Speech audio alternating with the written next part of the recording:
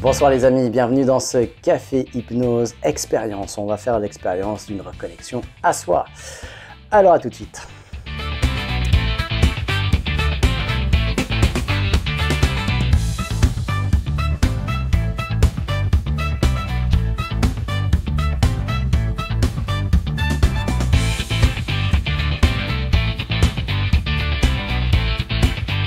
Bienvenue les amis, bonsoir, j'espère que vous avez passé une bonne semaine, on est déjà presque à la fin, plus qu'un jour et c'est le week-end.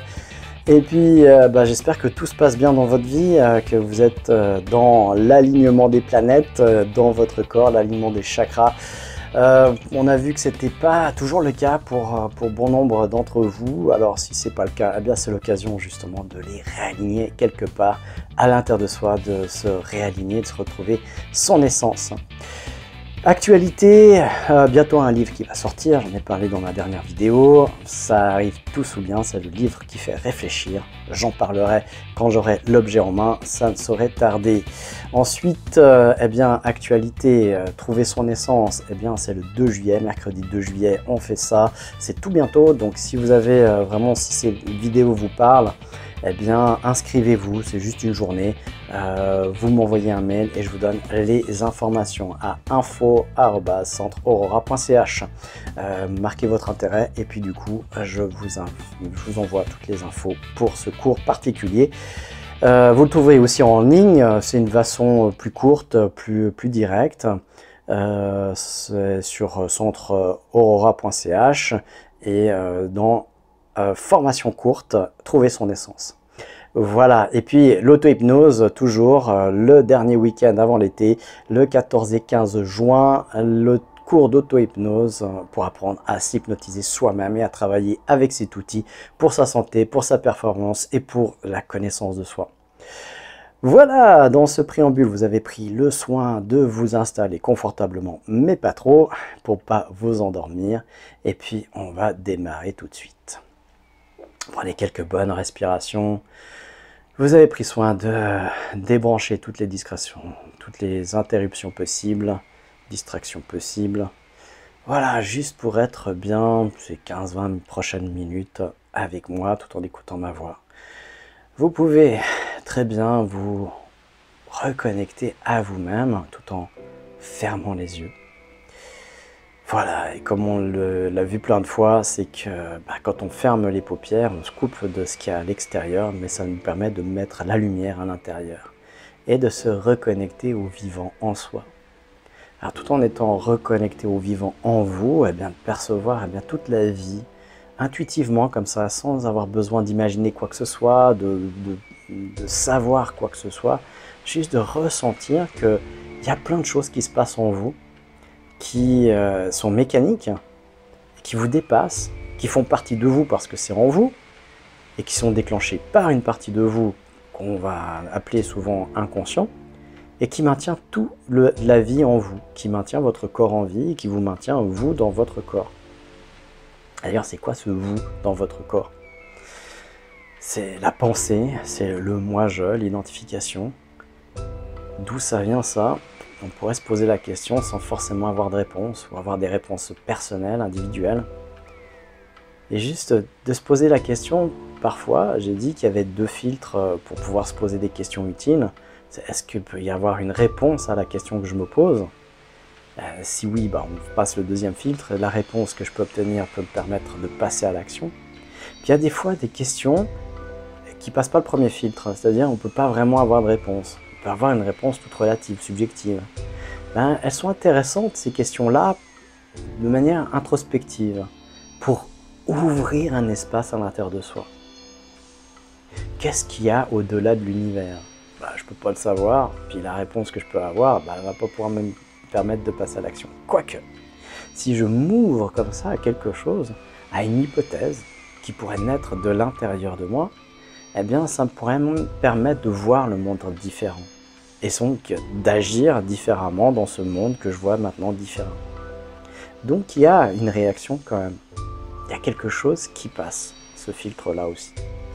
Pour ça, il faut accepter de proposer une réponse subjective, une réponse hypothétique.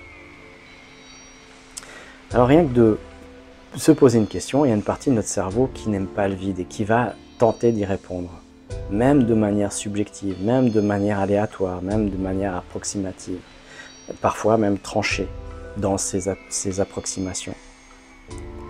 Alors soyez juste à l'écoute de ces questions existentielles qui peuvent peut-être même émerger de vous-même, par vous-même, dans votre vie actuelle. Et la question c'est, êtes-vous heureux? Et de ressentir vraiment dans le corps, est-ce que vous êtes heureux? Et là, il y a quelque chose qui fait, soit ça se referme et puis ça se coince un peu, plus ou moins, ça peut être très fort, ça peut être léger, ou il y a quelque chose qui s'ouvre, qui fait waouh, ça répond par une impression intérieure, le corps. Et là, tout en respirant, toujours, vous recevez cette information à l'intérieur de vous. Cette partie de vous qui règle tout ça, elle vous parle aussi. Sauf que malheureusement, on n'a pas appris à l'écouter à l'école. On n'a pas appris quel était son langage. Parce que cette partie-là, elle parle pas le français. Elle parle cette réaction-là. Et si vous ne l'avez pas entendue, reposez-vous la question bien dans votre tête.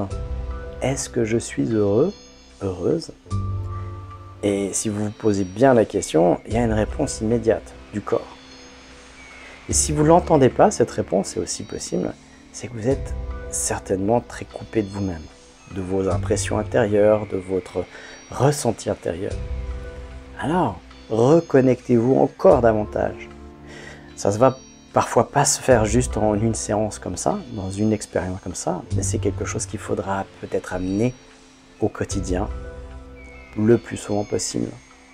De se reposer dans son corps, régulièrement, dans la journée.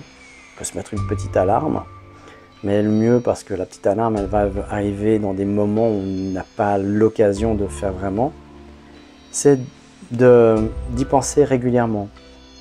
Régulièrement, de se reconnecter à soi et se dire qu'est-ce que je ressens là maintenant? Qu'est-ce que je ressens? Comment je suis dans mon corps? Est-ce que c'est bon là? Ou est-ce que c'est pas bon?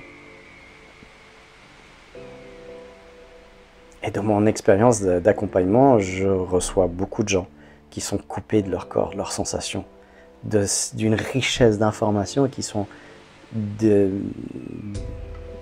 ce fait bien plus accessibles pour eux. Et c'est vraiment dommage, parce que c'est vraiment votre essence, c'est qui vous êtes à l'intérieur aussi. Dans cette pluralité d'avoir, de faire et d'être. Là aussi, il y a une pluralité d'être. Vous n'êtes pas toujours pareil quand vous êtes au travail, dans différents contextes du travail, dans différents contextes familiaux, dans différents contextes sociaux, et même avec votre conjoint. Il y a différents aspects, différentes facettes qui s'expriment en permanence. Et tout ça, ça forme le vous. Le vous. Est-ce que vous vous êtes éloigné de ce vrai vous, le vous que vous aimez exprimer majoritairement? Est-ce que vous exprimez un vous qui n'est pas ce vous que vous voudriez exprimer majoritairement?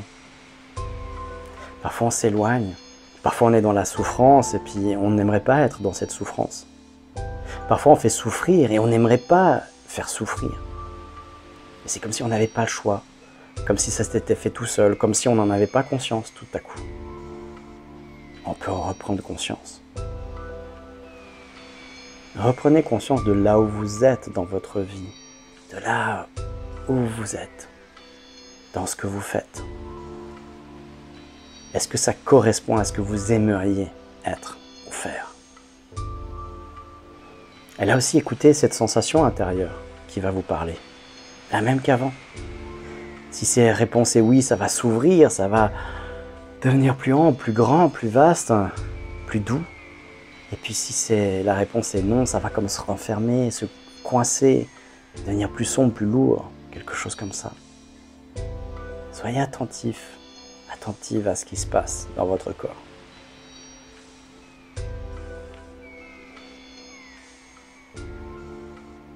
Et puis, quand on entend une mélodie qui est chantée dans la rue par quelqu'un d'autre, puis qu'on reconnaît qu'il a fait une fausse note, c'est qu'on connaît la mélodie, sinon on ne peut pas reconnaître que c'est une fausse note. L'air peut être plus ou moins joli, mais on ne peut pas se dire « Ah, ça c'est une fausse note », si on ne connaît pas déjà l'air. Et alors, toutes ces choses qui coincent à l'intérieur de vous, vous ne pouvez pas savoir que ça coince si vous n'avez pas déjà à l'intérieur de vous la bonne version de vous-même. En contrepartie, si vous ne savez pas déjà comment ça devrait être pour être épanoui, heureux, heureuse, alors, allez chercher ce truc-là, ce truc qui vous rendrait heureux, cette façon d'être, cette façon de faire, cette façon de vivre tout simplement dans tous les domaines de votre vie, là où ça coince. Peut-être que ça coince dans plusieurs domaines de votre vie, des fois ça coince dans un seul domaine de votre vie et qui ça répercute aussi tous les autres. Je vous les rappelle, il y a le personnel, le moi, comment je suis avec moi-même, est-ce que j'arrive à me ressourcer, est-ce que je suis autonome émotionnellement, physiquement. Il y a la famille, si j'en ai une. Comment je suis? Est-ce que je suis dans ma version idéale avec ma famille? Est-ce que je traite les gens de ma famille, les gens donc qui comptent le plus au monde pour moi, pour vous certainement, dans votre vie? Est-ce que vous traitez ces gens à leur juste valeur, en leur montrant tout l'amour que vous avez pour eux? Est-ce que vous êtes venu aigri, vous criez, vous revendiquez, vous êtes frustré? Souvent, j'entends des gens parler à leurs enfants comme si c'était de la merde, alors que quand on leur demande c'est qui la personne la plus importante au monde pour vous, ils disent mes enfants. C'est cohérent ça? Non. Alors observez comment vous êtes. Est-ce que vous traitez les personnes qui sont le plus importantes au monde pour vous de cette manière-là, avec de l'amour, du respect, de l'attention? Et si ce n'est pas le cas, réalignez-vous avec ça. Et puis, il y a le couple, la même chose. Vous avez construit ce couple parce que vous êtes aimé, vous êtes attiré. Vous avez développé une forte attraction d'amour, aimant, comme deux aimants qui se collent l'un à l'autre. Et parfois, avec les années, on oublie. Et si on demande théoriquement à une personne, c'est qui la personne que tu aimes dans la vie? C'est ma femme, mon mari, mon homme, ma chérie. Et puis quand on regarde comment ces personnes se traitent,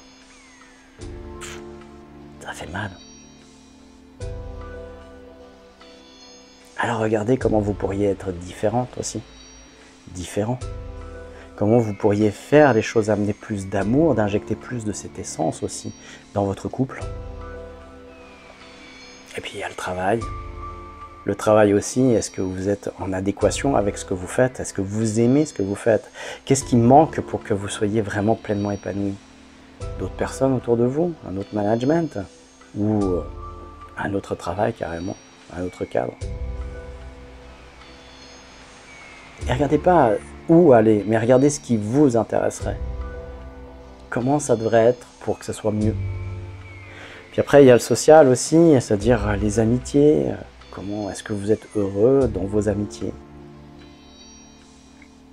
Qu'est-ce qui manque pour être heureux?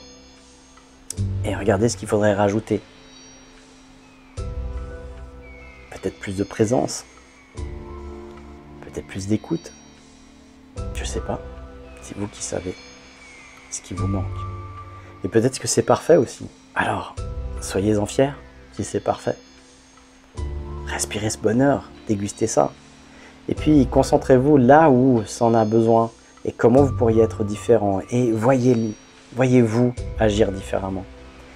Voyez-vous comme sur un film, agir de la bonne manière, de la bonne façon de faire. Allez-y pleinement, corrigez. Comment on corrige quelque chose qu'on veut être différent? Comment on corrige des erreurs? Il n'y a pas d'échec. C'est soit je gagne, soit j'apprends. Alors vous corrigez et vous refaites jusqu'à ce que ça soit parfait. Jusqu'à ce que ça soit comme vous voudriez que ce soit pour que ce soit parfait. Et à ce moment-là, ça va mieux. Et vous êtes attiré par ce vous qui réagit de manière adéquate dans tous ces domaines de vie. Attiré de plus en plus jusqu'à vous rapprocher, jusqu'à même fusionner avec ce vous idéal. Et aller expérimenter. Encore une fois, on est dans l'expérience. Allez expérimenter maintenant ce que ça fait de faire les bonnes choses. D'avoir corrigé ça. Allez expérimenter encore. Ressentez dans le corps où ça change. Qu'est-ce que ça fait? Et vous pouvez le refaire. Il y a des fois des changements qui s'opèrent en une fois parce qu'ils sont vraiment impactants, parce qu'il y a beaucoup d'émotions et beaucoup d'énergie. Et ça se fait en une fois. Parfois, il faut plus de répétitions. Alors vous pourrez refaire avec cet accompagnement. En changeant des fois un aspect, puis après un autre, jusqu'à changer tous les aspects de votre vie pour être aligné, pour être heureux, heureuse dans votre vie, la vôtre. Parce qu'on n'a qu'une seule vie à vivre à la fois, c'est la sienne. On a un temps limité sur Terre. Parfois on l'oublie aussi. On se croit éternel. Et pourtant, ça va vite, ça va très vite. Ça va suffisamment vite pour créer du bonheur justement autour de soi. Pour faire rayonner ce bien-être autour de soi. Ça va même trop vite pour se pourrir la vie et pourrir la vie des autres. Soyez votre remède, soyez le remède pour votre entourage. Alors avec tout ça, bien gorgé, chargé de cette transformation qui sont prêts à se manifester aussi dans la vie de tous les jours, dans votre vie, dans cette manifestation, cette nouvelle manifestation de vous-même. Eh bien vous reprenez bien contrôle de votre corps, bougez vos doigts, vos mains, vous prenez quelques bonnes respirations, sans rien changer, juste en restant bien connecté à soi. On ouvre les paupières et ça permet de fixer tout ça à l'intérieur de soi. Voilà. Eh bien, encore une fois, le temps que vous repreniez vos esprits bien dans votre corps, bien ici, toujours, comme on n'est pas parti, on va rester là. Ça, c'est peut-être déroutant pour des gens qui font juste de l'hypnose ericksonienne ou de la nouvelle hypnose, l'hypnose classique. On se reconnecte, on est plus en conscience qu'autre chose, donc c'est volontaire. Et donc, voilà, ça permet vraiment d'agir dans sur une autre dimension avec soi-même.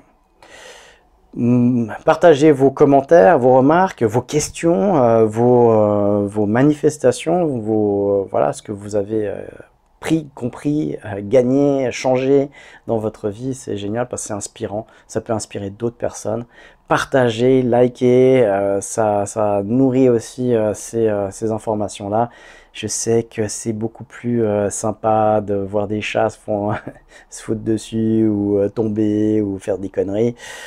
Heureusement qu'il n'y a pas que ça aussi, et puis qu'on peut aussi donner du vrai contenu, des bonnes choses aussi qui peuvent aider, qui peuvent les chats aussi ça aide, ça fait sourire, ça met dans un bon état d'esprit, mais il n'y a pas que ça, donc on peut aussi des fois partager des choses qui sont plus profondes. Eh bien partagez-le aussi, pas seulement les chats, aussi ce genre de choses. Voilà, ça aidera tout le monde. Et puis, on se retrouve mardi prochain pour un nouveau Café Hypnose. D'ici là, portez-vous bien. Belle soirée.